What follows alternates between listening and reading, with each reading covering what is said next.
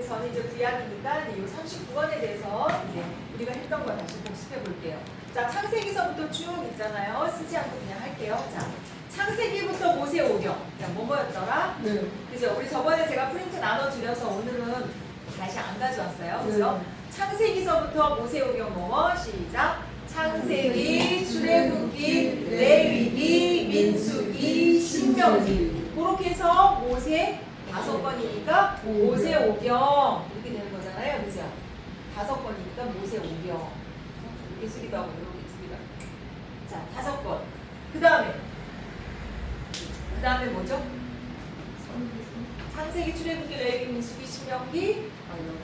창세기, 출애굽기, 레위기, 민수기, 신명기 5권 하고 그 다음 거는 창세기, 출애굽기, 레위기, 민수기, 신명기, 여호수아 이렇게 넘어가잖아요. 그죠? 그래서 여호수아, 사사기, 룻기, 사무엘상, 사무엘하, 열왕기상, 열왕기하, 역대상, 역대하, 그 다음 에스라, 느헤미야, 에스더까지.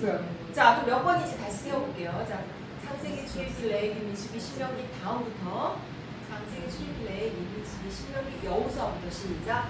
여호수아, 사사기, 룻기, 그 다음에 사무엘상, 사무엘하, 그 다음에 열왕기상, 열왕기하, 그 다음에 역대상, 역대하, 에스라, 느헤미야, 에스더까지. 그렇죠. 그래서 뭐 12권. 그렇죠.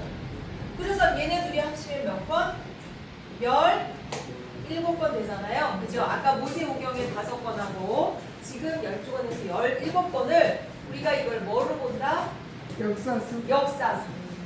그래서 모세오경을 합쳐서 역사서를 17권으로 보기도 하고 모세오경을 따로 떼고 12권을 역사서로 보기도 합니다. 기억나시죠? 네. 예. 그 다음에 뭐예요? 에스더 다음에 시편. 그쵸? 시편 4권. 그 다음에 시편 4권 전도서 욥기 시편 4권 전도서 아가 몇 개? 그쵸? 그래서 5권은 뭐다? 시가서. 이 시자는 그쵸? 가, 노래가, 시와 노래. 그쵸? 그래서 그렇게 5권. 그죠? 기억나세요? 요거는 이제 우리가 구약을 하면 요 정도는 머릿속에 쫙 이렇게 읊고 있어야 되니까 복습을 하는 거고. 그 다음에 이제 시가서 다음에는 남아있는 게 뭐다? 선지서들 나와있잖아요.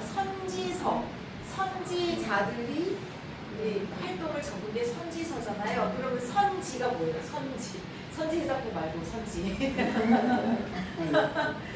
먼저 안다. 먼저 선 알지자. 그래서 먼저 안다. 그래서 선지서를 뭐라고 또 얘기를 한다고요? 선지서는 예언서라고도 얘기를 합니다. 그죠? 예언서. 먼저 아는 분이니까 먼저 알아서 하나님의 뜻을 먼저 알아서 이스라엘 백성들에게 하나님의 뜻을 알려주잖아요. 그래서 먼저 선 알지. 그래서 먼저 알아서 전해준다. 그래서 이것을 선지서 또는 예언서라고 하는데 그 중에서 분량이 많은 앞에 선지서는 무슨 선지서? 대선지서. 그죠? 대선지서. 대선지서는 뭐예요? 이사야, 예레미야, 애가, 다니엘, 에스겔까지. 그죠? 그렇게 5개. 그죠? 그래서 대선지서, 그렇죠? 대선지서 5권. 그 다음에 이제 남아있는 건 뭐다? 소선지서. 분량이 작은 것들. 그 다음에 쭉 나오는 거지. 호세아, 요엘, 아모스, 그 다음 오바댜, 요나, 이가, 나움, 하박국, 스바냐, 학계, 스가랴, 말라기. 그래서 소선지서가 12권. 그렇죠? 맞습니까? 그렇게 해서 이제 이게 39권이 되는 거예요. 그죠? 그래서 우리가 구약은 맨 처음에 모세오경과 더불어서 역사서가 있고 그 다음에 아름다운 시와 노래인 시가서가 있고 그 다음에 이스라엘 백성에게 선지적 사명을 받아서 예언을 하신 대선지서와 소선지서가 있다. 해서 그렇게 합쳐서 39권. 요게 구약의 틀이에요. 이제 이해되시죠? 요건 이제 기본적으로 좀 알고 넘어가시고, 그래서 오늘 새로 나눠드린 성경의 해석법 잠깐만요. 그거를 먼저 무슨 티? 예, 성경의 해석법 지금 오늘 나눠드린 거 네, 공이 들어가는 그거 먼저 할게요. 저기 그 신사관에 여기 보면은 조금 어려운 얘기도 있고 쉬운 얘기도 있고 한데, 그래도 요 정도는 한 번은 읽고 지나가야 우리가 이제 이게 어쨌든 신학 수업이니까 어느 정도 우리가 알 것도 알아야 되잖아요. 그래서 보겠습니다. 성경의 해석법 볼게요. 성경을 해석하는 일은 설교를 준비하는 교역자와 관계된다. 그러나 넓은 의미로서는 성경을 이해하고 증거해야 하는 모든 누구에게? 신자에게. 모든 성도가 성경을 해석할 줄 알아야 돼요. 내 마음대로 해석해서 읽으면 안 되잖아요. 그래서 교역자가 성경 본문을 택한 다음에 설교를 준비할 때는 그 본문의 정확한 뭐를 알아야 된다? 의미. 예. 프린트를 보고 이제 제가 묻는 말에 답을 하시는데요. 의미를 알아야 되고, 또 그 본문에서 말하는 성경의 뭐를 알아야 된다? 주요 사상과 주요 주제를 파악하고 그것을 분류해야 된다, 이렇게 써있죠. 네네. 그래서 이 성경 본문, 텍스트라고 그러죠. 그 성경 본문의 텍스트의 정확한 의미를 알아내기 위해서 우리가 이제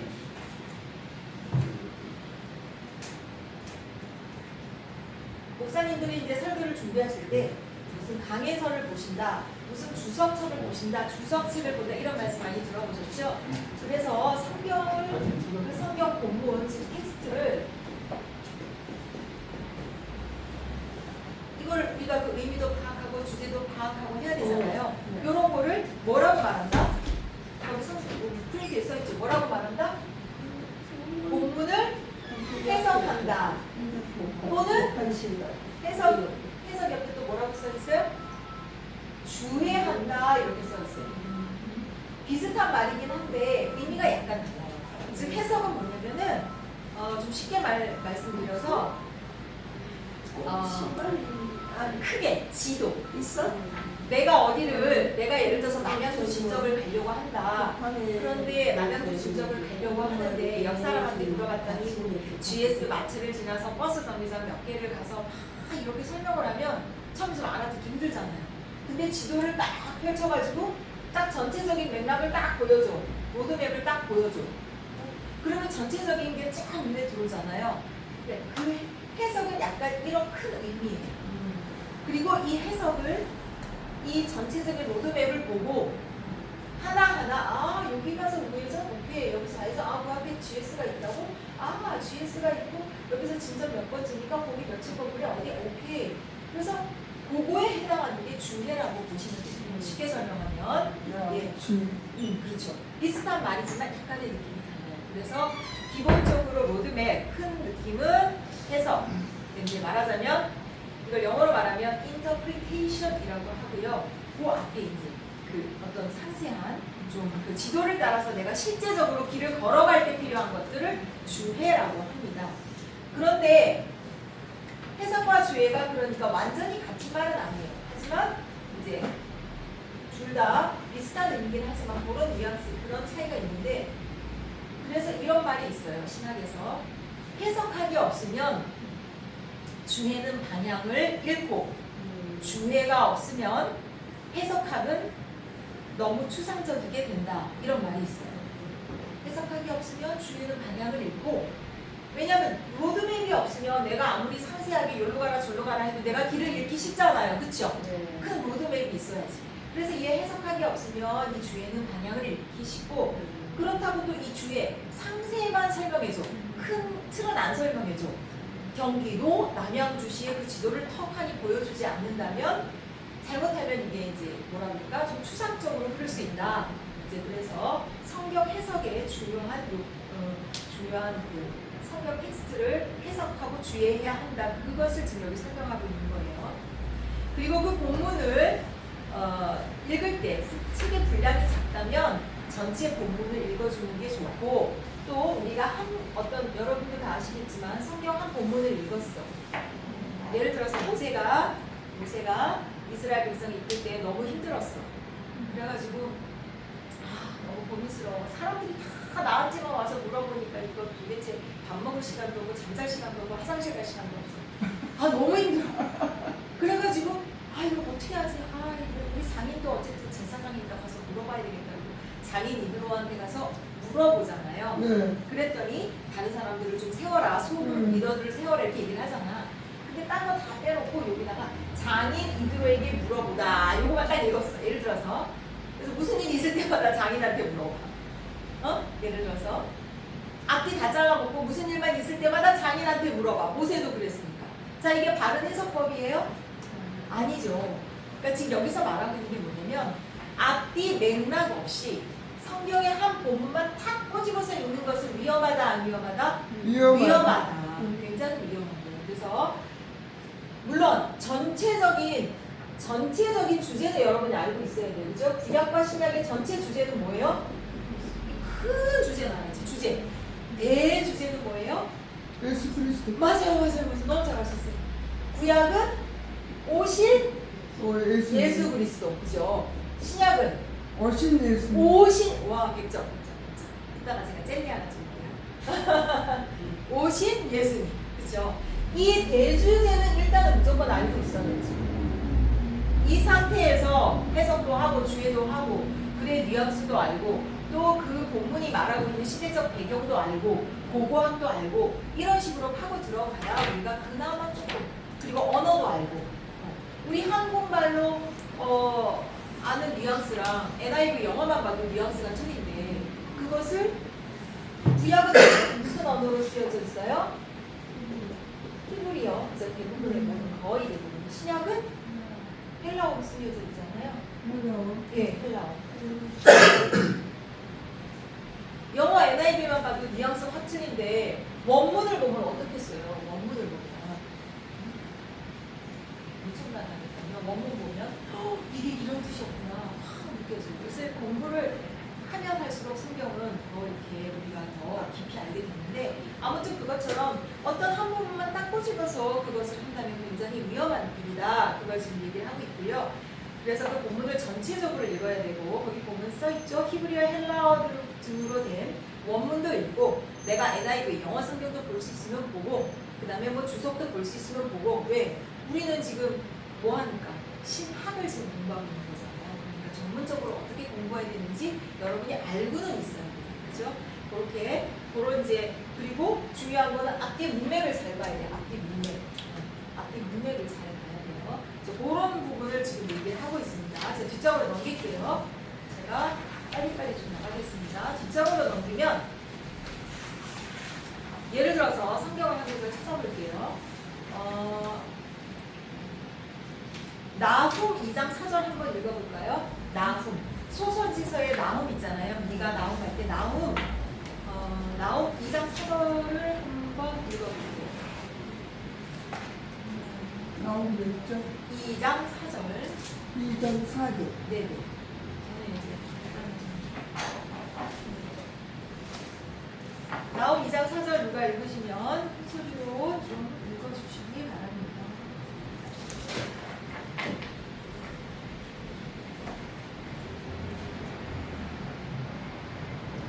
그 병거는 미친 듯이 거리를 달리며 대로에서 이리저리 빨리 달리니 그 모양이 횃불 같고 빠르기가 번개 같도다.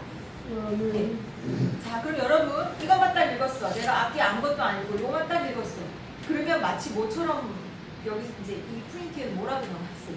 마치 미래에 무슨 자동차가 발명되는 얘기를 성경에 써놨나? 이렇게 생각할 수 있다고. 그렇죠?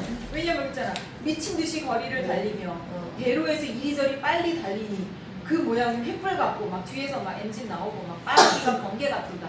요거만 딱 해서 읽으면 하나님이 자동차 발명을 예언해 주셨네 라고 이상한 해석을 할 수가 있어요. 그렇죠? 이거는 근데 그런 얘기가 아니잖아요. 그죠? 그런 얘기가 아니에요. 그걸 어떻게 해석해야 돼요? 이것은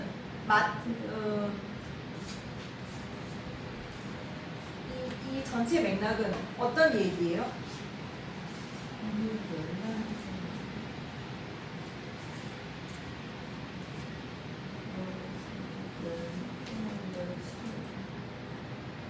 그의 용사들의 방패는 붉고 그의 용사들은 자 이건 뭐예요? 니느웨의 멸망에 관한 그 급속한 멸망에 관한 하나님의 예언이에요. 아, 예. 니느웨를 두고 하나님이 요나를 통해서 니느웨를 구원을 하셨지만 결국에는 니느웨는 멸망을 당하는데 그죠? 그 멸망 때 있어야 될 일을 이렇게 표현을 해놨는데 앞뒤 아무것도 아니고 무엇이고 자동차 얘기야 이렇게 읽을 수 있는 이제 극단적인 예예요, 그죠? 그런 얘기고 자 요엘서도 마찬가지입니다. 요엘서 2장 5절도 읽어보면 여기 뭐라고 써요? 뭐 원포키 예언인가? 이렇게 얘기하는데 전혀 아니라는 얘기입니다. 그래서 그 성경에서 말하고 있는 하나님의 뜻 무엇을 말씀하시고 있는지를 반드시 앞뒤 맥락을 맞춰서 봐야 되고 하나님은 예수님은 여러분도 아시다시피 직접적인 화법을 많이 쓰셨어요. 비유적인 화법을 많이 쓰셨어요. 비유적인 화법을 많이 쓰셨어요. 그렇기 때문에 굉장히 성경이 비유적인 표현이 많아요. 그러니까 비유적인 표현을 그대로 내가 받아들여가지고 이런 식으로 해석을 하면 안 된다. 지금 그 설명을 하고 있습니다. 그래서 6번 다 같이 한번 읽어볼까요? 본문을 내포한 시작. 본문을 내포한 그 책과 그 장, 그 역사적, 지리적 배경, 그리고 그 전후 문맥을 연구한 뒤에는 보다 더 풍부한 의미를 찾기 위하여 그 본문 자체에 돌아와야 한다. 이런 의미예요. 본문 자체. 그죠? 내가 이제 이 본문 예를 들어서 이제 요 본문 모세가 이드로에게 물어봤다. 제일 쉬운 이러면 요거만 딱 봐서는 안 되지만 전체 맥락을 쫙 봐. 아, 모세가 힘들었구나. 모세가 혼자 치리해야 되니까 너무 힘들었구나. 그래서 이에 대해서 그런 자기도 있었다니까 세상을 물어봤구나. 라고 전체 맥락을 안 다음에 다시 요 본문에 집중해야 된다는 얘기예요. 왜? 우리가 이 말씀을 전해야 됩니다. 내가 요 말씀을 전하고자 하면 요 말씀에 집중을 해야 되는데 모든 것을 쫙 스캔하고 알고 난 후에 이 말씀으로 다시 복귀해서 집중해야 된다. 지금 이 얘기를 하고 계시는 겁니다. 그리고 하나만 더 찾아볼게요. 창세기 27장 39절 창세기 27장 39장 찾아볼까요? 거기 써있죠. 27장 39절 누가 좀 읽어봐 주시겠어요? 창세기 7번에 창세기 27장 39절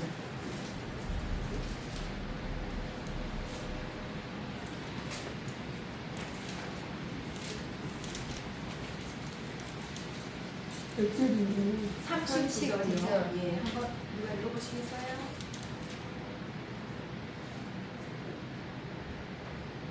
다 같이 읽을까요? 그러면 시작. 그 아버지 이삭이 그에게 대답하여 이르되 내 주소는 땅의 기름짐에서 멀고 내리는 하늘 빛에서 멀 것이며. 자, 이게 누가 누구에게 한 겁니까?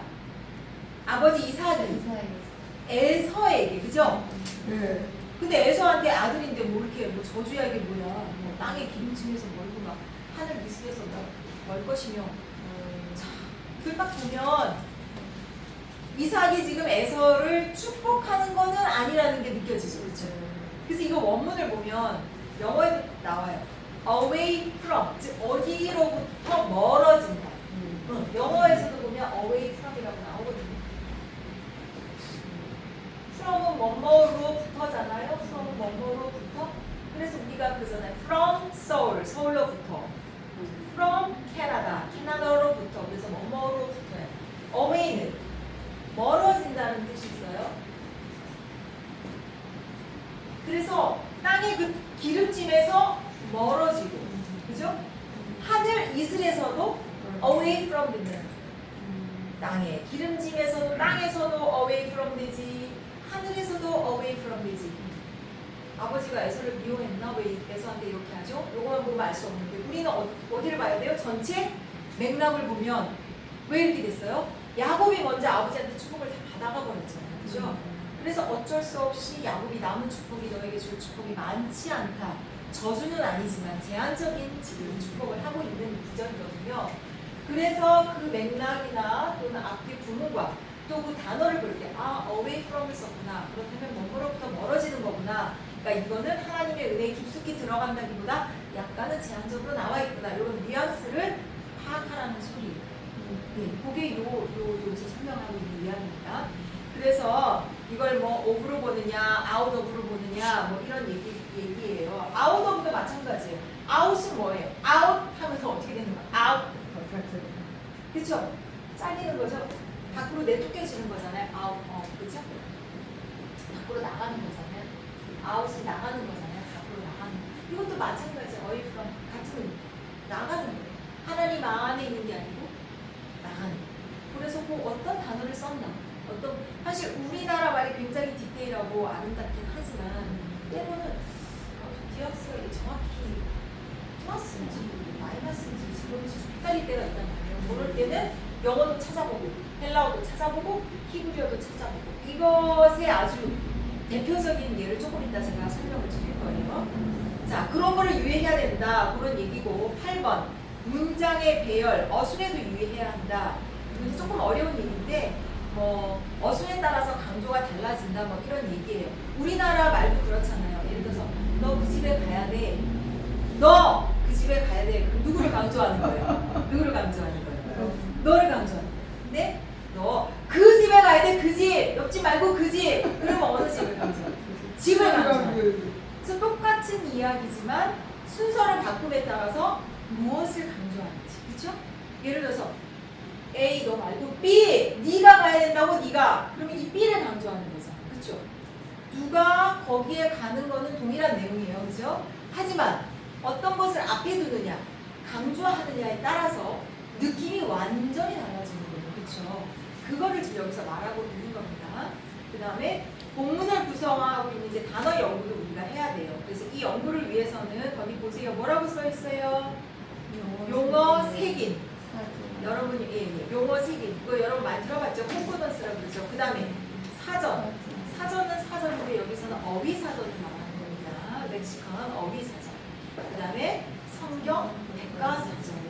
그리고 요새는 너무너무 좋은 또 다 가르쳐주는 AI 뭐 이렇게 이런 애들한테 물어봐야 되는데 AI가 실수할 때 있으니까 무조건 믿지는 말고 이렇게 조합을 해보시면 그런 것들한테 좀 물어보고 이제 좀 하면 좋을 것 같고요. 그 다음에 또 그 지금 아까 제가 말씀드린 것처럼 단어의 뉘앙스가 어떻게 원어를 비교하면 달라지는지 그거 하나만 더 찾아볼게요. 히브리서 4장 16절 한번 볼게요. 히브리서 4장 16절. 히브리서 여기 이제 신약이죠. 신약인데 그냥 히브리서 4장 16절 한번 찾아볼게요.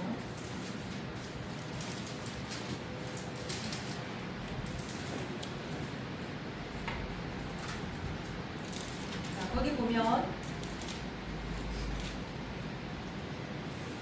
히브리서 4장 16절 다 같이 한번 읽어볼게요. 시작. 그러므로 우리는 긍휼하심을 받고 때를 따라 돕는 은혜를 얻기 위하여 은혜의 보좌 앞에 담대히 나갈 것이다. 여기서 담대히라는 게 무슨 뜻일까요? 내가 누구한테 담대히 나가. 예를 들어서 이 사람이 이 부모가 나를 막 학대해. 이 부모는 아버지가 내가 술 먹고 나를 때려. 그러면 내가 아버지한테 담대히 나갈 수 있어요? 못 나가죠. 근데 어머니야. 날 너무 사랑해 주시고 내가 하는 말이면 일단은 오케이야. 무조건. 오케이. 오케이 하고 시작해 막 엄마가. 그러면 내가 담대히 나갈 수 있어요? 없어요? 있어요. 여기서 이 담대히가 바로 그런 뜻이에요. 확신을 가지고. 내가 주님 앞에 나가는데 확신을 가지고 나갈 수 있어요. 왜? 우리가 주님의 보좌 앞에 나가는 확신을 가지고 나갈 수 있는 이유는 뭐예요? 예수님이 우리를 사랑하시고 대속하신 은혜가 확실하니까. 아멘. 우리가 그분의 자녀인 것이 확실하니까. 아멘. 그분은 우리를 대속하신 우리를 너무나 사랑하시는 주님인 게 확신되기 때문에 담대히 나갈 수 있는 거거든요. 그래서 여기 담대히는 그냥 내가 좀 브레이브맨이야. 내가 좀 뭐라 그럴까 좀 용감한 사람이야. 그래서 담대히 나가. 이런 뜻이 아니에요. 여기서 담대히는 너무나 나를 사랑하심을 내가 너무 잘 알기 때문에 확신을 가지고 날 가면 꼭 안아주실 거야. 내가 가면 무조건 오케이 해주실 거야. 이런 확신을 가지고 나가는 담대히를 뜻하는 거예요. 아멘. 네. 아멘. 그 다음에 하나 더 찾아볼게요. 요한복음 21장 여러분이 너무나 잘 아는 말씀인데요. 21장 15절에서 17절.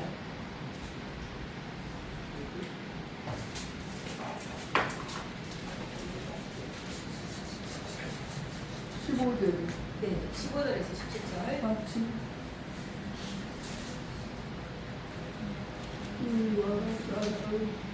요한복음 21장. 그래. 여러분 아는 이야기예요.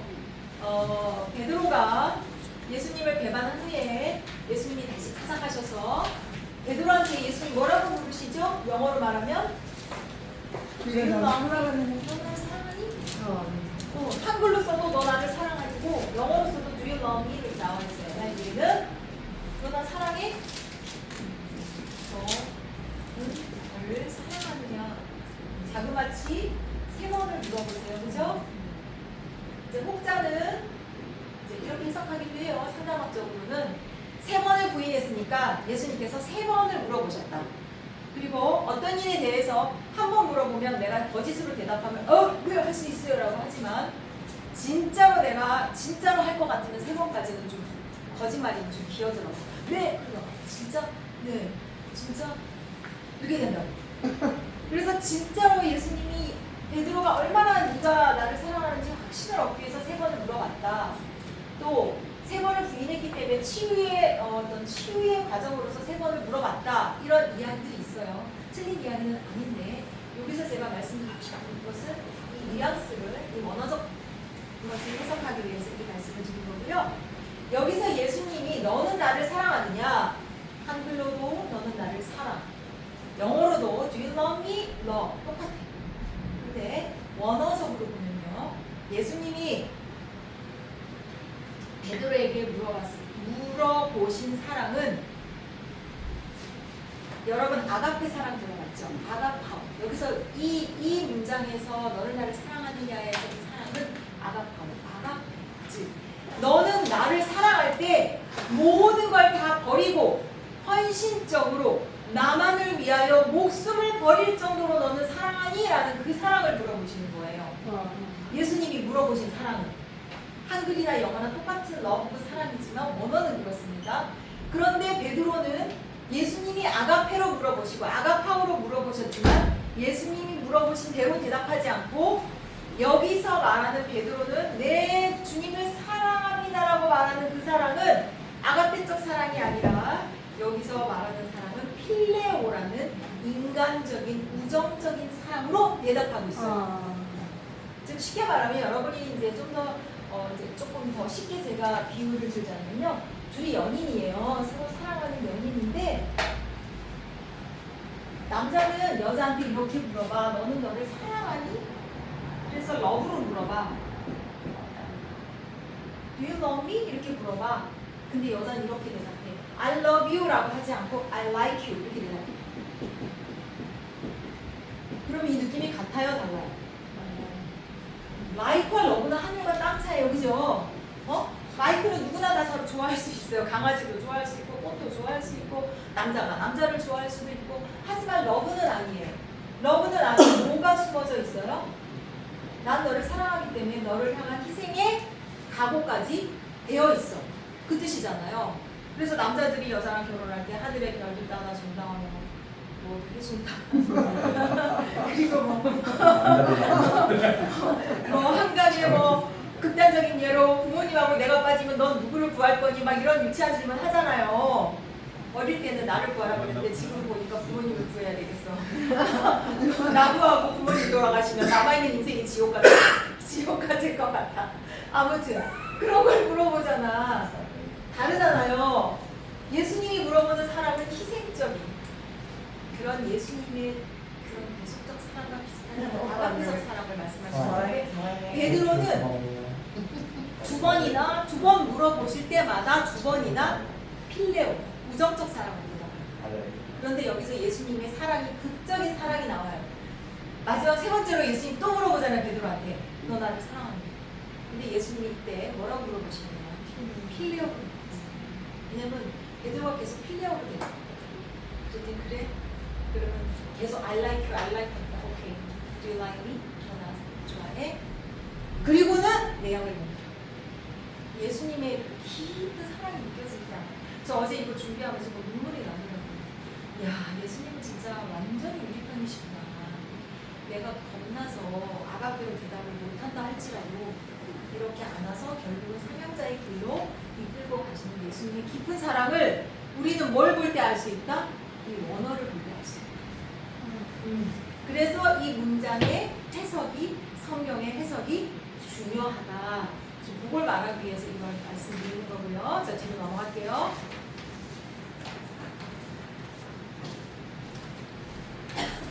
이거 제가 말씀.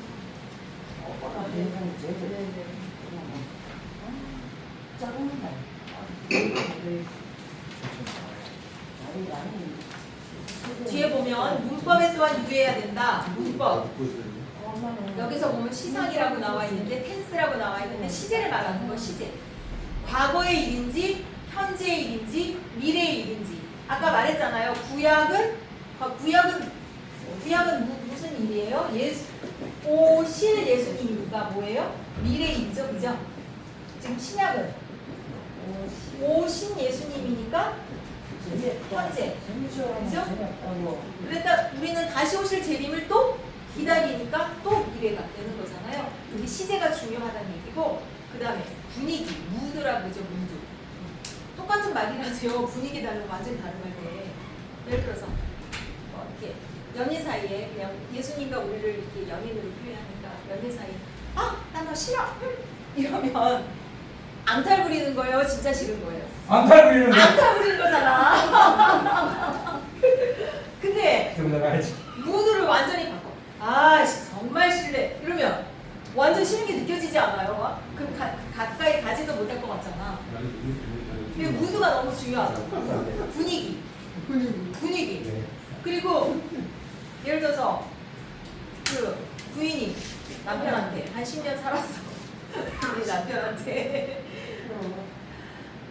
당신 나 아직도 처음처럼 좋아해? 부인이 물었어. 근데 남편이 당연하지. 당신은 그때보다 지금이 더 성숙하고 아름다워. 이러면 진심이 느껴지는데 당연하지. 야 신문 좀 가져와. 이러면 그 말이 진심이 느껴져 안 느껴져? 안 느껴지잖아. 똑같은 말인데 무드에 따라서 완전히 달라진다고. 그렇죠? 이런 것도 우리가 자세히 살펴볼 줄 알아야 된다. 그 다음에 태가 뭐냐면 여러분 다 오래돼서 기억이 안 나겠지만 우리 옛날에 정말 영어 배울 때 능동태, 수동태 이런 얘기 했잖아요. 능동은 내가 스스로 하는 거고 수동태는 누가 시킨 거고.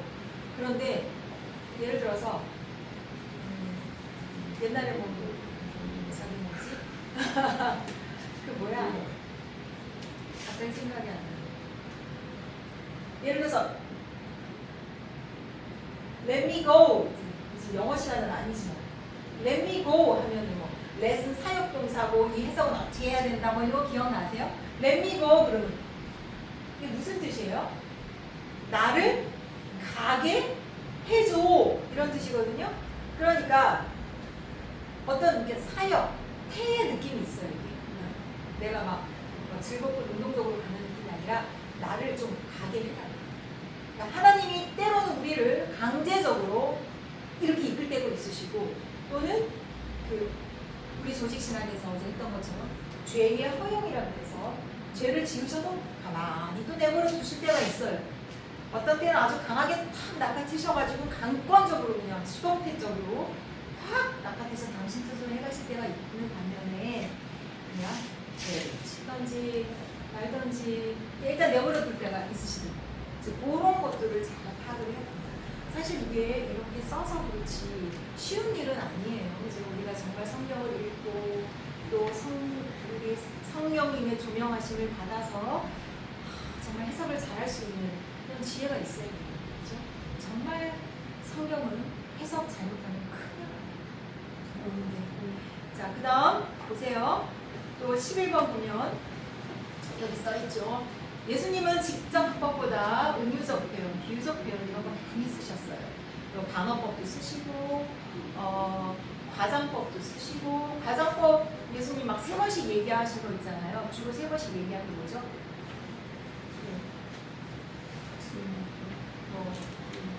이렇게 한 말 또 하시고 한 말 또 하시고 이런 거 있잖아요. 그런 거 과장법 이제 이런 거.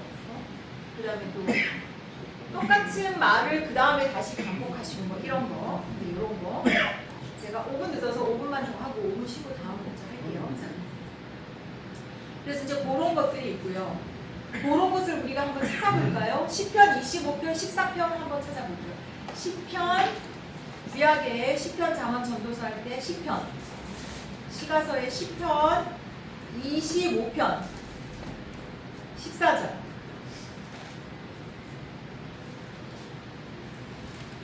자, 한번 요거를 살펴보고 잠깐 쉬겠습니다. 자, 시편 25편 14절.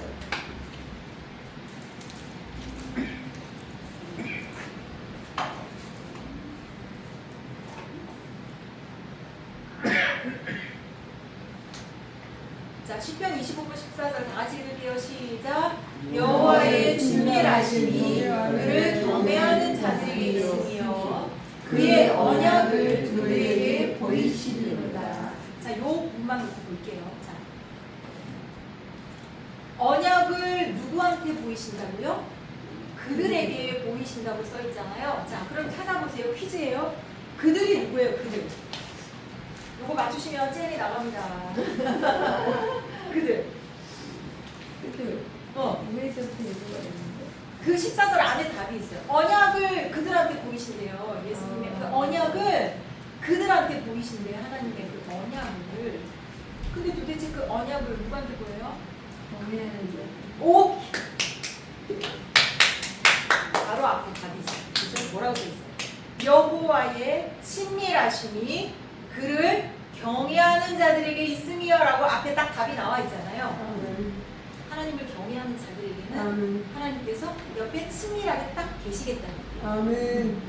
무슨 뜻인지 아시겠죠? 그리고 딱 친밀하게 계시면서 하나님의 그 언약을 어떻게 하시겠다? 가르쳐 주시고. 이해되시죠? 그게 지금 12번에서 설명하고 있는 게 바로 그거예요. 첫째 행의 그것의 대답을 둘째 행에서 주는 경우가 있고 둘째 행의 대답을 첫째 행에서 주는 경우가 있다. 그래서 이걸 되기법이다, 뭐 대기법 이렇게 이제 이런 표현들이 있는데 이런 성경에 여러 가지 비유법이 있다. 이제 그거 설명하는 겁니다. 수고하셨고요. 여러분 힘드시니까 5분 쉬었다가 이거 마저 할게요. 자, 맛있는 한라봉 젤리를 하나씩. 아 이거 내가 다음으로 넘길게요. 30쪽 보세요. 30쪽.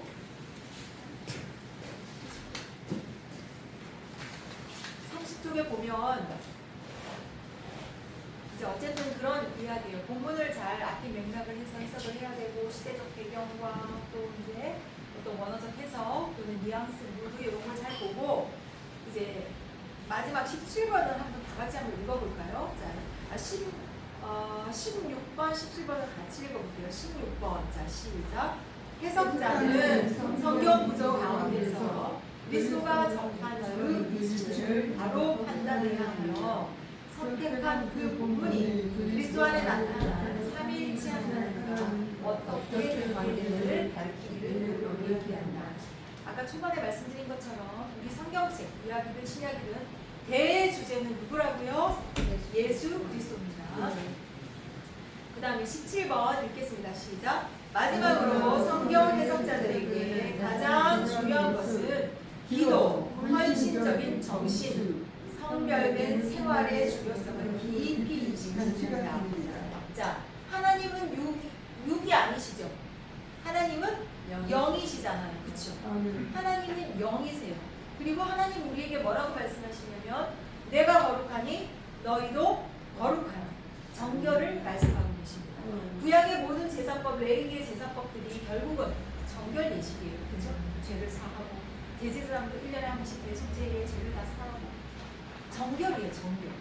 자, 근데 내가 하나님의 말씀, 성경 말씀을 연구를 하는데 나는 막 내 맘대로 살아. 어제 막 가서 막 술 먹고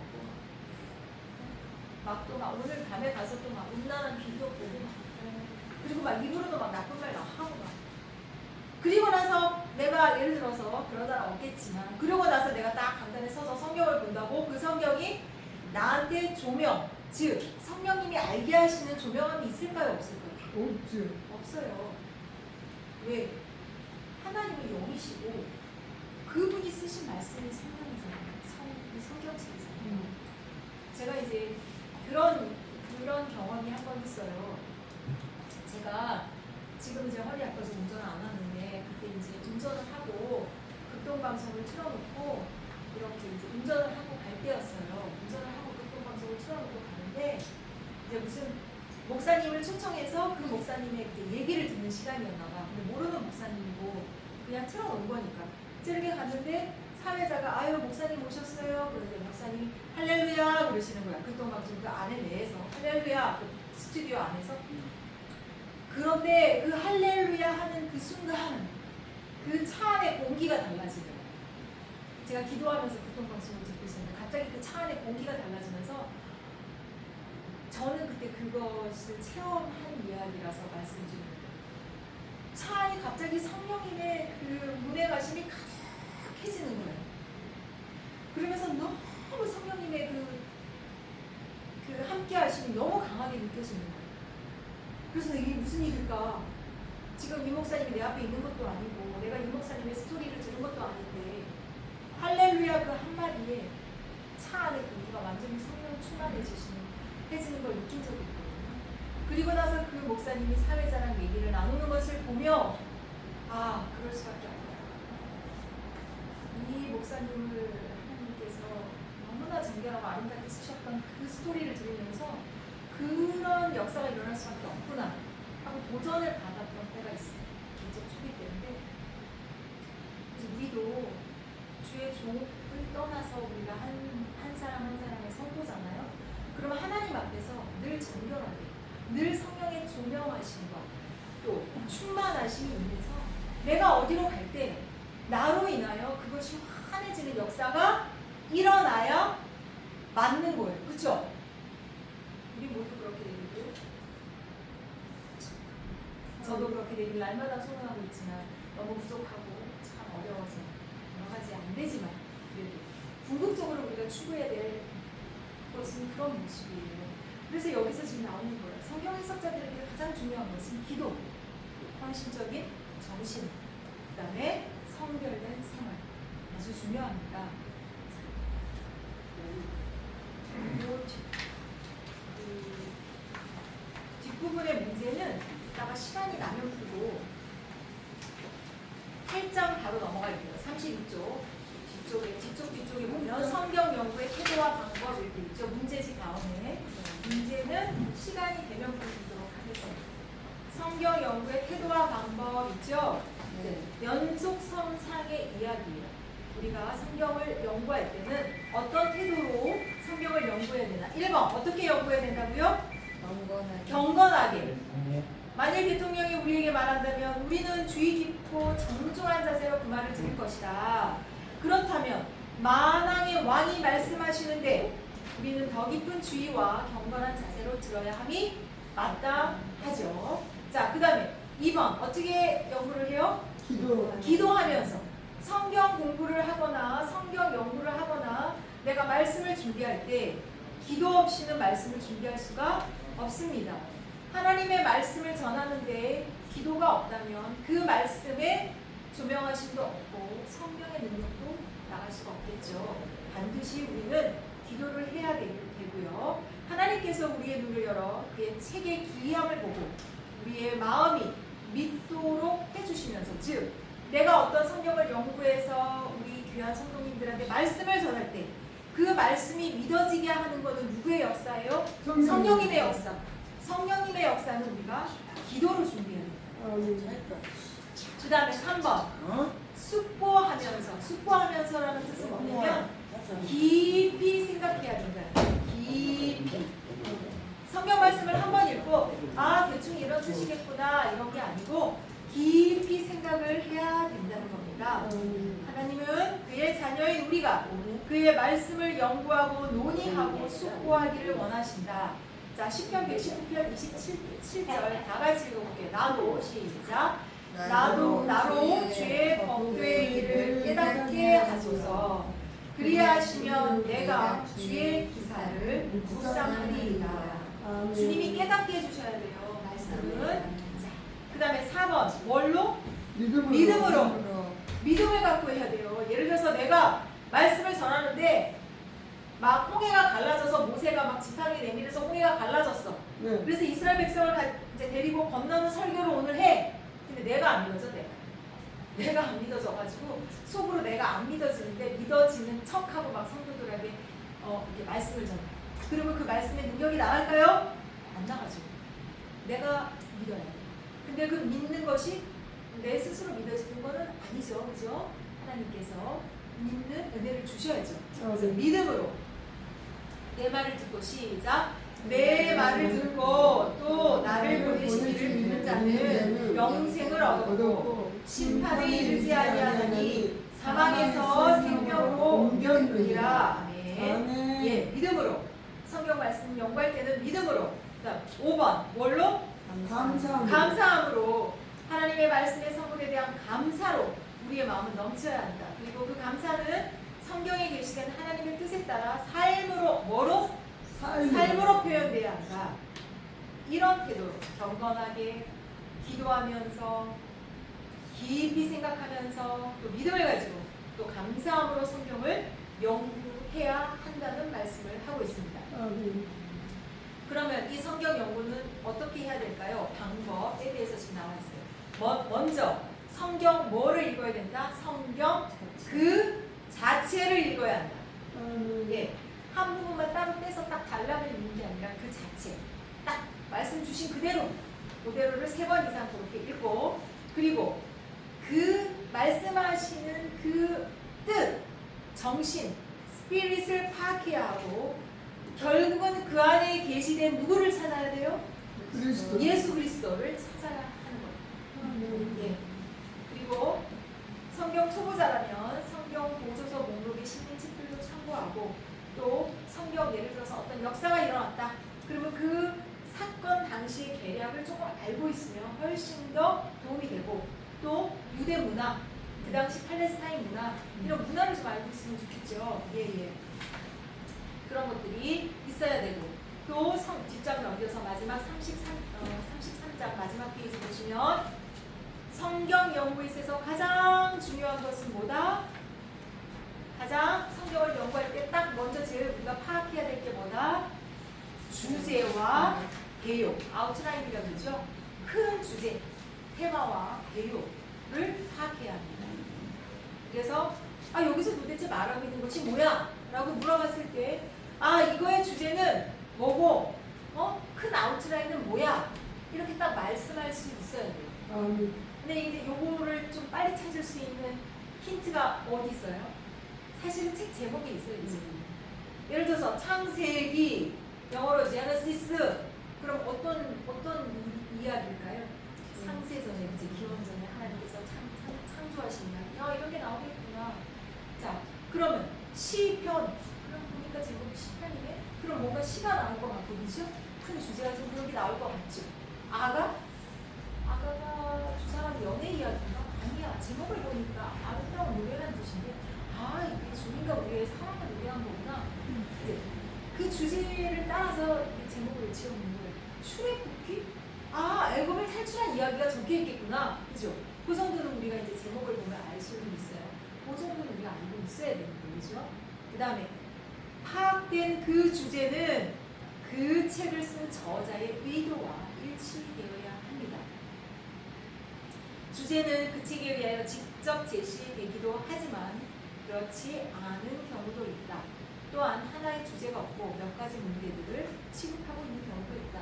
예를 들어서 바울 서신 같은 경우에는 교회 보내는 서신도 있고 목회를 할 때 어떻게 해야 된다 이런 것도 있고 잠언 같은 경우는 우리 생활의 어떤 지혜 같은 게 있고 그죠?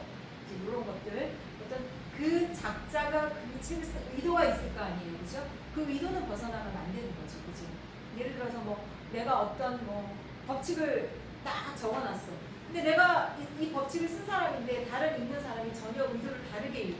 그러면 완전 무너지는 거잖아요. 그런 의도를 잘 파악하고 읽어야 된다. 이렇게 되는 거고, 아까 말씀드린 대요, 그 책의 구체적인 내용을 지적할 줄 알아야 되고, 또 대요는 통일성이 있어야 될까요? 없어야 될까요? 있어야 되죠. 당연히. 어떤 스토리는 통일성이 있어야 돼요. 그렇죠? 그 다음에 그리고 대요를 우리가 이제 대요, 큰 주제는 가급적이면 막 어려워야 될까요? 쉽고 심플해야 될까요? 네, 그 얘기를 말씀하시는 거예요. 그래서 여기는 이제 상식적으로 제가 이제 여러분 그 시대적 배경 얘기하다가 제가 이제 그냥 여러분한테 그냥 여러분이 좀 헷갈려 하시는 부분, 또 알고 싶어 하는 부분이죠. 여러분, 우리가 왜 솔로몬이 다윗 때의 성전을 못 짓고 다윗의 아들 솔로몬이 성전을 짓잖아요. 그것을 1, 2, 3 숫자로 말하면 몇 번째 성전? 제1 성전이라고 그러죠. 이게 솔로몬 성전입니다. 이제 지금 시대 그거에 대해서 좀 알았으면 해서 이 성전 얘기를 잠깐 할게요. 제1 성전이 바로 솔로몬이 세운 그 성전이에요. 엄청나게 그 오래 걸려서 마치게. 자, 이 솔로몬 제1 성전이, 자, 유다는 누구에 의해, 남유다는 누구한테 멸망당해요? 누구한테 멸망당해요? 바벨론. 들어보셨죠? 네. 바벨론한테 멸망당하고 포로로 붙잡혀가고 그러잖아요. 그렇죠? 요 바벨론에 의해서 남유다가 멸망하면서 이 성전도 다 파괴가 되어버립니다. 이것이 바로 이 첫 번째 성전이에요. 다윗이 오랫동안 기도하고 다 준비시켜서 솔로몬이 지었던 바로 그 성전, 솔로몬 성전. 이게 바로 제1성전이고, 그래서 이제 바벨론 포로로 끌려가고 나중에 고레스 칙령에 의해서 포로 귀환이 이루어지면서 제2성전이 건축이 됩니다. 그래서 이 성전 건축을 위해서 누군가 파견이 돼요. 누구예요? 스룹바벨. 와, 좋아요. 너무 잘하셨어요. 스룹바벨. 그래서 이 성전 이름은 무슨 성전이라고 부르냐면 스룹바벨 성전이라고 부릅니다. 네. 그래서 이제 이 바벨론에 의해서 솔로몬 요 침공에 의해서 이 성전이 무너질 때는 이제 BC 587년이에요. BC는 말씀드렸죠. BC는 기원 전, 예수님 오시기 전, 그죠? 여기가 예수님이 오시기 전이면 BC, Before Christ, 그죠? 예수님이 온 이후는 AD 이렇게 쓴다고 그때 우리 했었죠? 기억나죠? 그래서 예수님이 오시기 전 587년에 이 바벨론에 의해서 제1성전이 무너지고 제2성전 스룹바벨 성전이 세워졌는데, 예수님 시대의 총독이 누구였죠? 예수님 시대 총독? 예수님 시대 그 총독, 막 괴롭힌 사람. 헤롯 있잖아요. 이 헤롯이 이 스룹바벨 성전을 확장합니다. 확장하고 증축하고 이렇게 해서 이 헤롯 성전이라고도 합니다. 그래서 이제 이 헤롯 성전이라고도 하죠. 스룹바벨 이제 그 성전 이후에 헤롯이 이제 이 성전을 확장해요. 이제 이 성전을. 그런데 이것도 마찬가지로 1성전이 바벨론에 무너졌던 것처럼 지금 역사적 얘기를 한번 훑는 거예요. 이 스룹바벨 성전도 헤롯 성전도 망합니다. 누구한테 파괴가 되어지죠? 로마에 의해서. 로마에 의해서 얘는 언제 파괴가 되죠? 서기 AD 70년. 서기 70년에 파괴가 됩니다. 로마 장군 티투스에 의해서 이 성전도 철저하게 무너져 지금은 어디만 남아있어요? 이스라엘 가면 벽 하나만 남아있어요. 그래서 그 벽 이름이 뭐예요 지금? 통곡의 벽. 왜냐면 이제 다 무너져서 기도할 데가 없는 거예요 유대인들이. 그래서 그 벽 하나 붙잡고, 서쪽이거든요. 그 서쪽 벽 하나 붙잡고 오실 예수님. 유대인은 아직도 예수님이 오셨다고 믿고 있어요? 안 오셨다고 믿고 있어요? 안 오셨다고 믿고 있고, 지금은 제3성전을 기다리고 있거든요. 그래서 그 제3성전을 기다리고 예수님을 기다리며 이 통곡의 벽에 보면 벽돌 사이사이에 기도 제목을 막 띄워놓고 이제 전통 랍비들은 머리부터 발끝까지 감아놓을 수 있고 거기서 통곡하면서 기도하는 거예요. 주님 어서 오시옵소서. 그게 요 성전. 지금 이해되시죠? 네. 요 성전에 대해서는 조금 우리가 알고 있어야 될 것 같아서 네, 설명을 드렸어요. 그래서 지금 이게 제3전, 제3성전을 기대하고 있어요. 당연히 어디에 세워질 거라고 기대하고 있을까? 저 예루살렘. 네, 이스라엘 예루살렘. 이분들은 아직 예수님이 안 오셨다고 하고요. 예루살렘, 이스라엘의 영광, 예루살렘의 영광을 노래하고 있어요. 지금 그 노래를 보면. 이제 이게 이제 성전의 좀 역사, 이제 여러분이 좀 알았으면 해서 이걸 제가 좀 정리를 해왔고요. 문제를 한번 풀어볼까요? 아까 다 했어요, 우리가. 31쪽, 보시죠. 31쪽. 이제 33쪽 끝에 말고 31쪽. 페이지 31쪽. 지금까지 이제 성경의 해석법에 대해서 공부한 것들을 정리하면서 문제로 한번 푸는데, 당연히 스켈리가 3개 나왔는데, 맞춘 사람한테는 제가 상품으로 체크해요. 1번.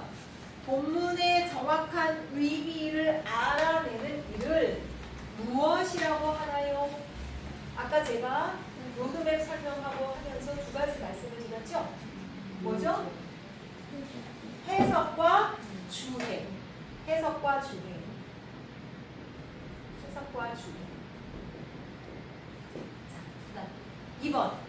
왜 본문의 내용을 다 읽어야 하나요? 왜 본문을 우리가 다 읽어야 될까요? 그거만 읽으면 전체 정확한 의미를 모르니까. 그래서 전체 정확한 의미를 알기 위해서. 그죠? 정확한 의미를 알기 위해서. 정확한 의미를 알기 위해서 전체를 읽어야 돼요. 그것만 딱 읽으면 오해가 돼요. 그 다음에 3번. 본문이 내포된 그 책이나 그 부분을 알기 위하여 참고해야 될 책들은 이거 많아요. 뭐 성경 개론도 있고, 성경 역사도 있고, 성경 고고학도 있고, 아까 말씀드린 뭐 연대를 내가 연대표를 보기도 하고 이런 것들을 참조할 수 있다. 그 다음에 본문 구성의 단어 연구에 필요한 책은 아까 그 앞에서 했었어요. 뭐뭐? 용어 세기. 그죠? 또 사전. 그죠? 그 다음에 뭐 성경 백과사전 이런 것들, 어휘사전, 성경 백과사전 이런 것들을 활용할 수 있다. 요즘은 뭐 잘만 활용하면 AI도 아주 좋게 활용할 수 있어요. 그 다음 본문 단어의 어원을 캐는 일보다 더 중요한 것은 그 어원을 캐는 것도 중요한데 그 당시 용법, 어떻게 사용되었는지 용법도 중요합니다. 네, 5번은 용법이고요. 그 다음에 문법에 유의해야 할 3가지. 아까 말했어요. 문법에 유의해야 할 3가지가 뭐였어요? 시제, 그죠? 그 당시 시상, 시제, 또 아까 분위기, 무드, 또 태, 그죠? 아까 수동 태, 시제가 현재인지 미래인지도 알아야 되고 분위기, 같은 말이라도 진짜 사랑하는 건지 미워하는 건지 알 수가 없어. 그 분위기도. 그 다음에 태, 6번은 시제, 분위기, 태 이렇게 할 수 있고요. 네. 그 다음에 7번. 7번 직유, 은유, 용어적 생략, 그 다음에 뭐 등등 이런 표현들을 무슨 표현이라고 그래요? 통틀어서 비유적 표현. 예수님은 비유적 표현을 많이 쓰셨어요. 여러분이 다 아는 그죠? 씨 뿌리는 비유들이죠. 황폐한 땅, 다시 넓은 땅, 새들이 와서 먹고 가는 땅, 나중에 오는 땅 이런 비유, 그건 다 비유예요. 그 다음에 반복되어진 예언들은 어디에 비추어 해석되어야 하나요? 요거는 무슨 얘기냐면 아까 우리가 그 똑같은 얘기인데 답이 그 밑에 행에 있다고 그랬잖아요. 그런 걸 대기법이라고 해요. 8번은 대기법. 이제 좀 어려우시지만 한번 이렇게 풀어보면 다음에 조금 생각이 나실 수 있어서 문제 한번 제가 가져와 볼게요. 자, 본문이 비유이면 9번 어떻게 해석해야 되나요? 그 비유 이야기의 비유를 해석하기는 하는데 그 비유 이야기의 주 사상과 잘 해석 조화가 돼요. 주된 사상은 다 던져버리고 비유만 남아있으면 안 돼. 예를 들어서 씨 뿌리는 비유를 하는데 그 시하고 밭의 비유를 말씀인 주 사상은 말씀이잖아요. 말씀. 그거는 버려버리고 뭐 땅갱인가 뭐 이렇게 하면 안 된다고. 무슨 말씀인지 아시죠? 보액이고요. 그 다음에 10번 성경 해석자는 성경 구조 가운데서 누구와 접한 위치를 바로 판단해야 됩니까? 누구와? 당연히 예수 그리스도. 예수 그리스도. 예수 그리스도.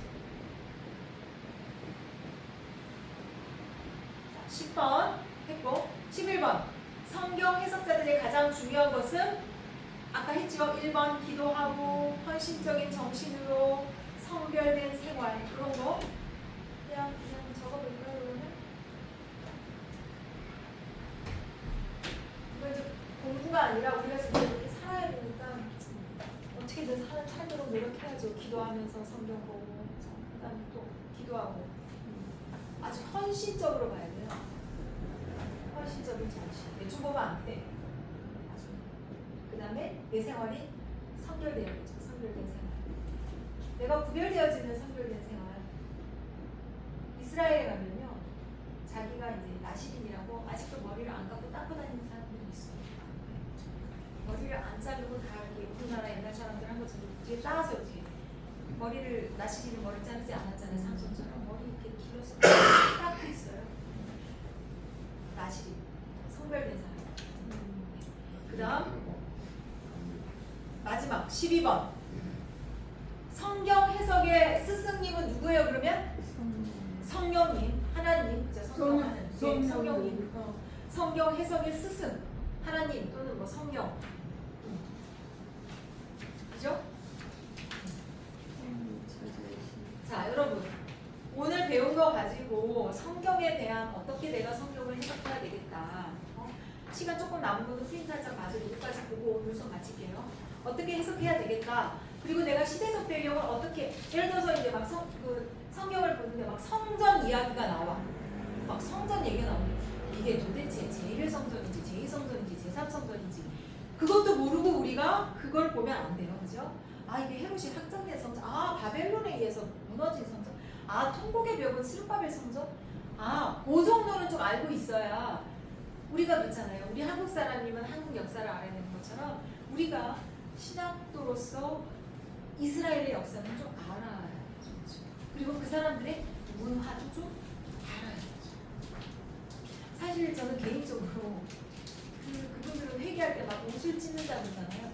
그게 문화적으로 사실은 저도 잘 이해는 안 돼요.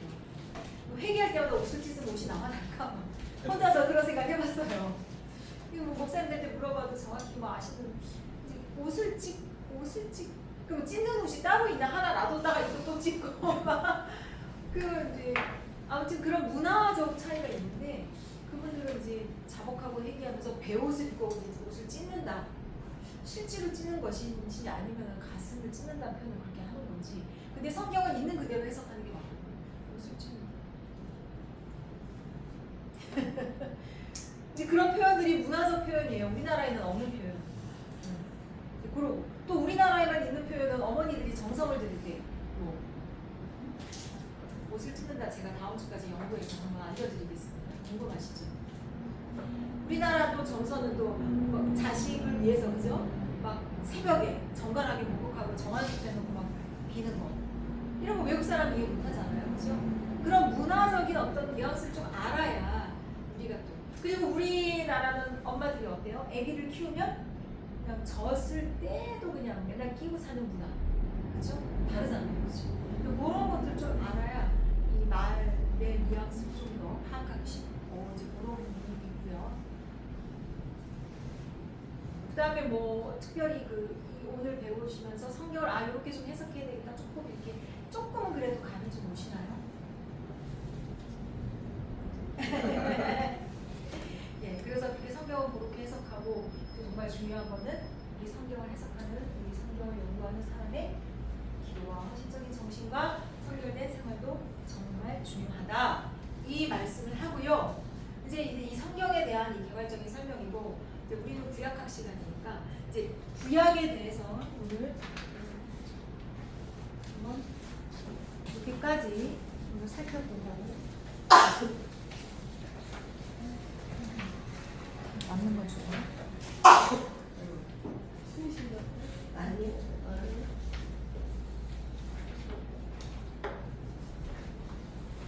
지금까지는 이제 성경이 무엇인가, 성경 전서의 그 일반적 개론을 관한 공부였으면, 이제 오늘 이제 제가 나눠드린 거는 전체 이제 구약 전체 개론에 대해서 어렵고 이제 좀 어려운 부분들이 많아서 제가 좀 우리는 요 정도는 알고 있어야 되지 않나라는 걸 제가 이제 좀 발췌를 해서 따로 정리를 했습니다. 한번 볼게요. 자, 제1장 구약의 형성. 지금 여기서 이제 구약을 말하는 거예요. 자, 유대교. 지금 우리가 이제 기독교, 우리 지금 개신교 말고 유대교에서는 여기 보세요. 유대교에서는 구약 성경을 세 부분으로 우리가 지금 오늘 배운 거는 구약 성경을 아까 어떻게 나눴어요? 모세오경과 역사서와 시가서, 대선지서, 소선지서를 나눴죠. 그래서 39권이다 이렇게 배웠는데 이게 이제 구약의 유대교에서 어떻게 나눴지 보세요. 자, 율법서 토라라 그래서 모세오경 토라는 똑같습니다. 5권. 창세기, 출애굽기, 레위기, 민수기, 신명기 여기까지 똑같아. 그 다음에 선지서를 너빔이라 그래서 8권으로 보고 있습니다. 그래서 뭐예요? 여호수아, 사사기, 사무엘 상하, 열왕기 상하, 이사야, 에스겔까지 하나, 둘, 셋, 넷, 다여, 일곱, 여덟, 그죠? 8개 상하를 따로 보고 그것 플러스 12소 선지서 12소 선지서를 해서 지금 선지서라고 그래서 너빔이라고 부른다고. 뭐라고 부른다고요? 너빔. 그 다음에 성문서는 컷투빔이라고 합니다. 뭐라고 한다고요? 컷투빔. 몇 권이에요? 11권. 한번 읽어볼까요? 시작. 시편, 욥기, 사문, 룻기, 아가, 전도서, 에가, 에스서, 다니엘, 에스라, 느헤미야, 역대기, 상하. 그래서 이거 다 합치면 몇 권이에요? 지금 율법서, 선지서, 선문서 다 합치면 몇 권일까요? 24권이에요. 그런데 권수는 24권인데요. 그 안에 내용은 지금 우리가 알고 있는 39권하고 동일합니다. 이 유대 성경이고요. 근데 이 구약 성경은 그럼 어떻게 형성되었는가 한번 읽어볼게요. 우리는 구약 성경의 한 권 한 권의 각 책이 언제 어떻게 성립되었는지는 알 수 없다. 그러나 구약 성경이 유대교 분류대로 처음에는 뭐가 완성되었다? 율법서, 모세 율법서가 완성되고 그 다음은 뭐가? 선지서가 완성되고 그 다음은 성문서 이런 순서로 편집이 되었음을 알 수 있다. 지금 볼 수 있다. 그렇게 되었을 것이다라고 지금 얘기하고 있어요. 그렇게 그렇게 지금 이제 우리가 그렇게 알고 있고 제2장 구약의 독특성. 자, 구약은 굉장히 독특한 책입니다. 구약의 뜻이 뭐예요? 우리나라는 다 한자말로 쓰이잖아요. 옛날 약속, 옛날 구, 약속 약. 그래서 옛날 약속이 구약인데 이 구약의 독특성. 구약은 성경 전체와 함께 책 중에 책으로서 독특하다. 또 구약은 신약과의 관계에 있어서 독특하다. 자, 구약과 신약으로 실제로 나눠져 있지만 사실은 이거는 결국은 아까 초반에도 말했듯이 누구를 향한 이야기?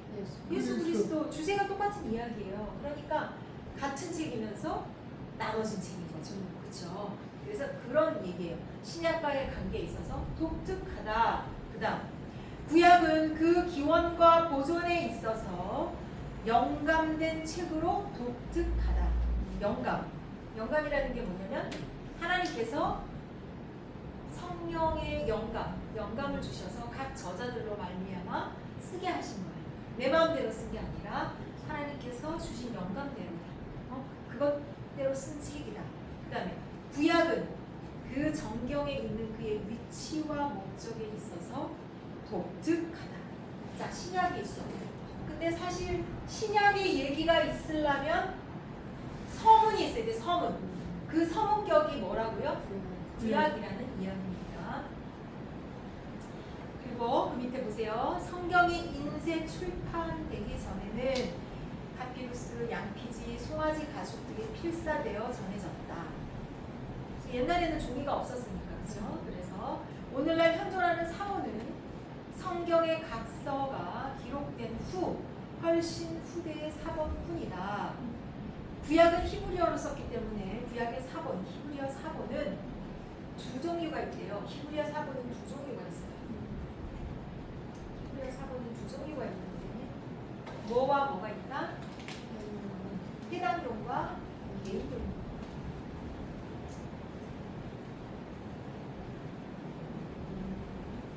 지금도 이스라엘 유대인들이 키부츠나 모샤브라고 해서 자기들끼리 공동체 마을을 이루고 살고 있거든요.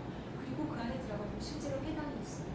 거기서 자기들끼리 율법을 보고 그러니까 예배라기보다 하나님을 기다리면서 회당 안에서 그리고 자기들끼리 지금 공동체를 하면서 주님을 기다리고 있어요. 그리고 그 공동체에 있는 사람들은 정말 많이 배운 사람들이고 적게 배운 사람들은 자녀를 정말 많이 낳아요. 7, 8 지금 이슬람 사람들이 들어서 자녀 낳는 것처럼 계속 자녀를 생육하고 번성하고 있어요. 그러면서 주님을 기다리고 있어요. 그 안에 회당이 있어요. 유대인 회당. 그리고 구약의 원본들이 없어지고 손으로 기록한 사본들이 우리에게 전해지고 있는데 이 구약 사본들의 전승에 결정적인 역할을 한 사람들을 뭐라고 부른다? 마소라 학자라고 부릅니다. 요 정도는 알고 있어요. 학자 중에 이제 마소라 학자들이라고 불러요. 이런 분들을 이제 구약 전승된 구약 원본과 사본 이런 것들을 다 이렇게 정리해서 이렇게 이제 전에 내려오게 이렇게 한 그 학자들을 마소라 학자라고 해요. 이들은 주 500년부터 950년 사이에 활동했던 학파, 원래는 마소라 학파예요.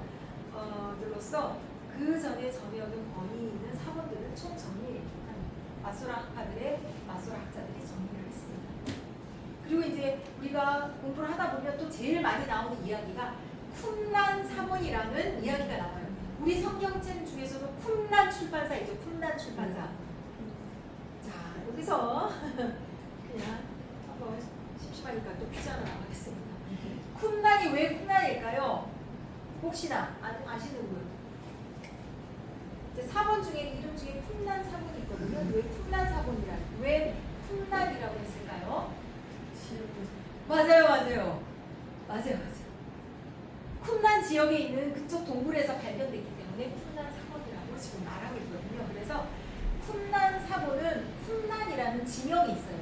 뭐 여기 뭐 예를 들어서 뭐 남양주다, 뭐 마석이다, 뭐 이런 것처럼 쿰란이라는 지명에서 포천이다 이런 것처럼 이름을 따온 것이고 이 사본들은 사해 거기 프린트 써 있죠. 사해 북서쪽 해안에 위치한 고대 유적지인 키르벳 쿰란 주변 동굴에서 발견되었기 때문에 쿰란 사본 또는 쿰란 문서라고 불립니다. 이렇게 돼 있어요.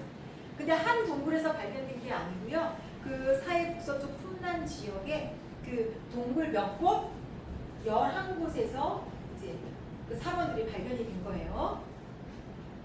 그게 이제 나중이에요. 거의 1947년부터 1950년 거의 뭐 1900년도에 발견된 건데 그래서 이제 요때 요 시기에 그 쿰란 지역의 그 동굴에서 발견된 그 성경 사본들을 쿰란 사본이다 이렇게 하는데 동시에 이게 이제 이 지역이 사해 근처에 있거든요.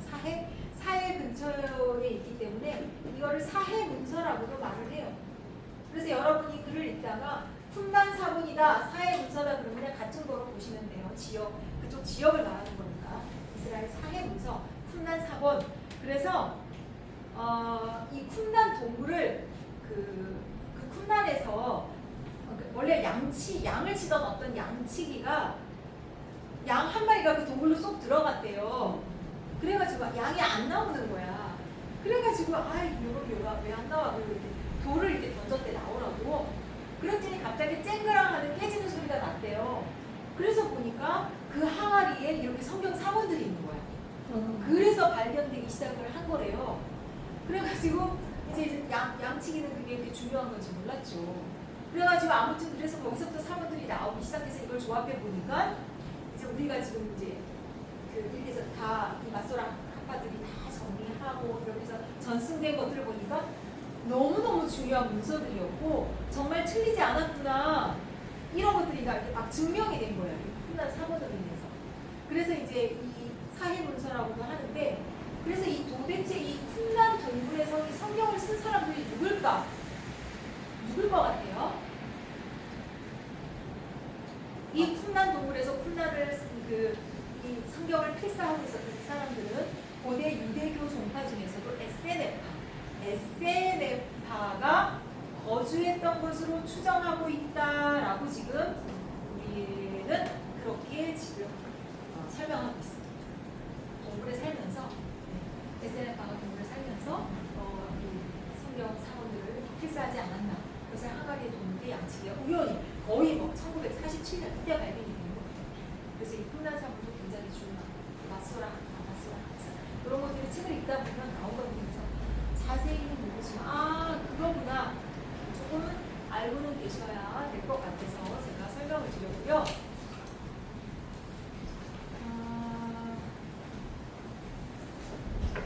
뒷부분을 조금 나갈까요? 이거를 그러면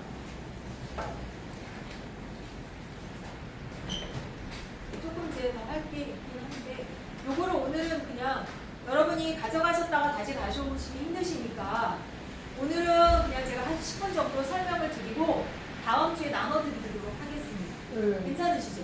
왜냐하면 또 들고 가실 때 이거 보고 안 들고 오시면 수업 지금 이제 그래서 그 다음에 이제 제가 무엇을 이제 우리가 배우냐면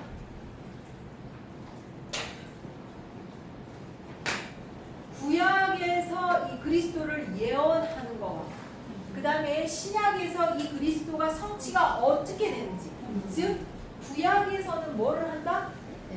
예언. 신약에서는 뭐를 한다? 성취. 성취됐죠? 이제 예수님 오셨습니다. 이게 도대체 성경에서 어떻게 지금 맞아떨어지고 있는지에 대한 그것을 이제 배울 건데 제가 한번 쭉 읽어드릴게요. 그리고 다음 주에 좀 볼게요. 첫 번째, 악마를 정복하신 창세기 3장 15절 한번 볼까요? 창세기 3장 15절.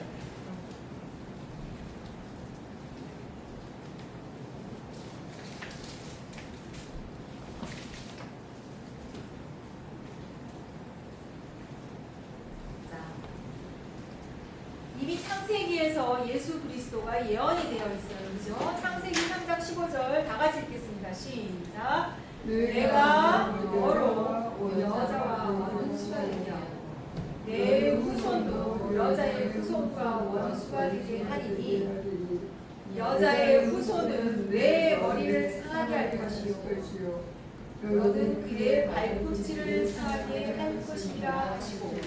자, 굉장히 여러분 중요한 말씀인 거 아시죠? 자, 여기서 여자의 후손이란 누구의 후손으로 누가 오신다는 예언입니까? 예수 그리스도가 여인의 후손인데 여인은 누구예요? 마리아의 후손으로 오실 것을 이미 창세기 3장 15절에 예언을 하고 있습니다. 그래서 이 3장 15절을 원시복음이라고도 말하죠. 그래서 이 악마를 정복하시다.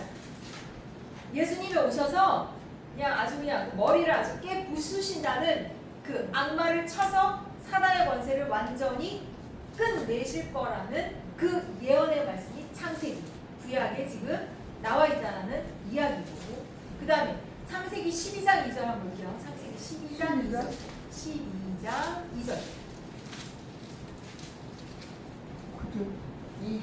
2절 12장 2절로 3절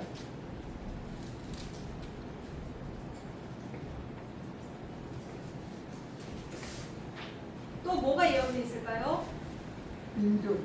그쵸? 내가 너로 다 같이 시작. 내가 너로 큰 민족을 이루고 내게 복을 주어 내 이름을 창대하게 하리니 너는 복이 될지라. 그다음 너를 축복하는 자에게는 내가 복을 내리고 너를 저주하는 자에게는 내가 저주하리니 땅의 모든 족속이 너로 말미암아 복을 얻을 것이라 하시니라. 아멘. 이 말씀에 있잖아요. 너로 큰 민족을 이루고 네 자신이 뭐가 된다고요? 복. 네.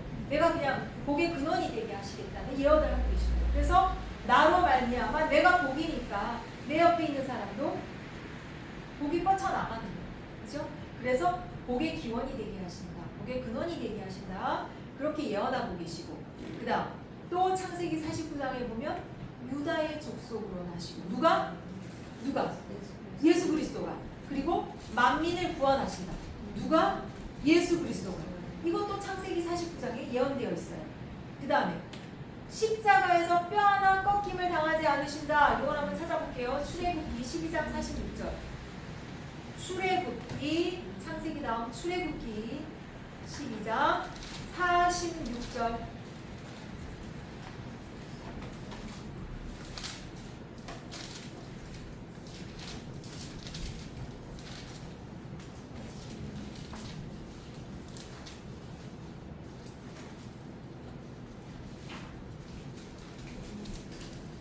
이게 사실은 출애굽기 12장 46절은 6월절 규례예요. 6월절에 어떻게 고기를 먹어야 하는지에 대한 규례인데, 한 집에서 먹되 그 고기를 조금도 집 밖으로 내지 말고 뼈도 꺾지 말고 do not break, 부수지 말라는 얘기. 이게 누구를 향한 예언일까요? 예수 그리스도가 십자가에 달리시긴 하시지만 그의 뼈는 하나도 꺾임을 당하지 않으실 거라는 예언입니다. 이 구약의 예수님을 예표하는 이야기인 거예요. 이 이야기가. 그 다음에 하나님의 어린 양은 이사야 53장 7절, 요한복음, 레위기, 베드로전서 계속 하나님의 어린 양에 대한, 당연히 어린 양은 누구실까요? 예수 그리스도. 그 다음에 야곱의 별루로 예표되고 계시고, 인간에게 내려오신 선지자로도 말씀하고 계시고, 영원히 생존하신 구주라고도 말씀하고 계시고, 하나님이 세우신 만왕의 왕, 그 다음에 이분이 부활하실 거라고도 예언하고 계십니다. 그 다음에 십자가에서 예수님이 엘리 엘리 라마 사박다니, 이게 무슨 뜻이에요? 나의 하나님이여, 나의 하나님이여, 어찌하여 나를 버리셨나이까. 자, 이게 정말로 하나님이 예수님을 버리셨다는 뜻일까요? 아니에요. 우리의 죄로 우리가 그 십자가에 죽어야 되는데, 예수님이 돌아가시면서 철저한 죽음의 고통을 맛보면서 하나님께 부르짖은 이야기입니다. 이런 것들. 그 다음 십자가에서 옷벗김을 당하신다는 말도 시편에 예언되어 있고, 십자가에서 비방을 당하신다는 얘기도 마태복음 시편에 예언되어 있고, 십자가에서 물과 피를 흘리신 것도 시편에 예언되어 있고, 목마르다 하실 것도 예언되어 있네. 한번 볼까요? 시편 22편 15절 한번 볼게요. 구약 시편 22절로 22편의 15절.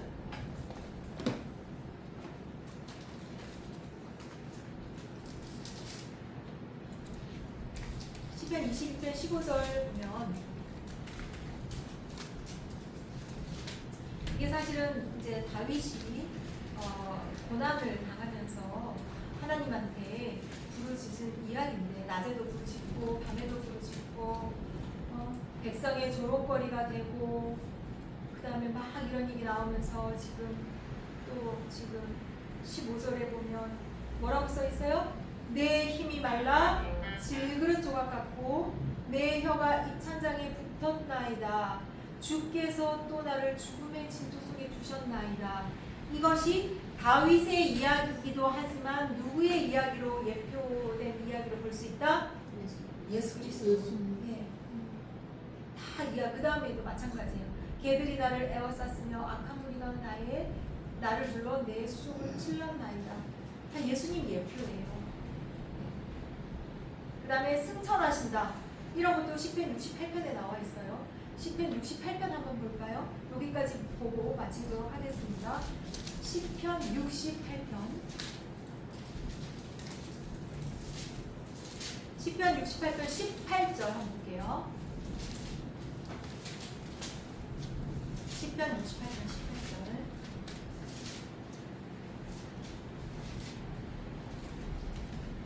이것도 물론 시편이니까 18절에 보면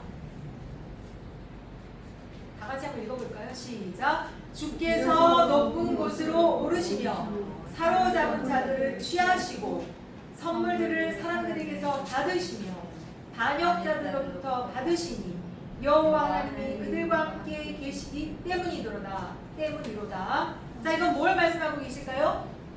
하늘로 오르는 뭘 말씀하고 계실까요?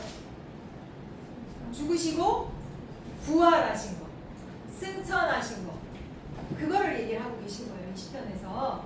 그래서 이렇게 구약의 많은 부분들이 예수 그리스도를 예표하고 있는데 그것들이 신약의 성취가 되잖아요. 이제 그것들을 다음 시간에 좀 더 자세히 살펴보도록 하겠습니다. 그래서 이거는 다음 주에 나눠드리도록 할게요. 기도할까요? 네, 기도하겠습니다. 하나님, 저희가 하나님 주신 그 말씀, 영감으로 저희들에게 주신 그 성경의 말씀을 어떻게 읽어야 하며 어떻게 연구해야 하는지 배웠습니다. 그리고 그 구약의 많은 이야기들이 우리 주 예수 그리스도를 예표하고 계심을 또한 맛보았습니다. 주여, 날마다 기도하며 성결된 삶을 삶으로써 날마다 성령 충만함으로 말미암아 성경을 온전히 알고 전하는 우리 모든 귀한 학생들, 우리 신학생들 되게 하여 주세요. 하나님 늘 함께 하시고 영이간의 강건함으로 붙으시며 날마다 크신 샬롬과 기쁨의 은혜로 충만케 하여 주시옵소서. 감사드리며 아버지 초대교회를 축복하시길 원하옵고 사랑하는 우리 주 예수 그리스도 이름으로 기도드렸습니다. 아멘.